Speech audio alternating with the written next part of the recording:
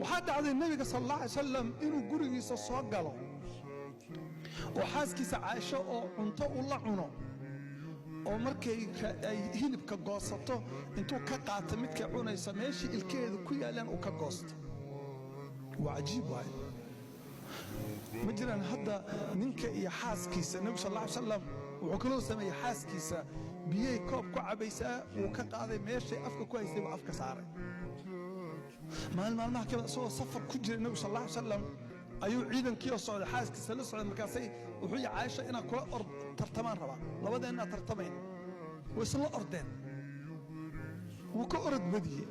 مالنا وكأرد بديس وعجيب هاي مرة وحن فيرنا وحن إنه أنكو أرني أن أمنا قاعدوا إنه كانن وحرب قفك مسلم كا قرقي سمركو صاقلو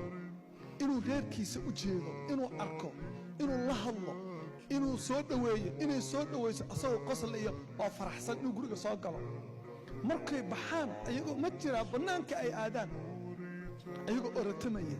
oo si ciyaalka xaaskiisa ay cayrsanayso uu leeyahay cari qabo itaabo oo ka dhulmanay waxa inagu waa khiyaal agteen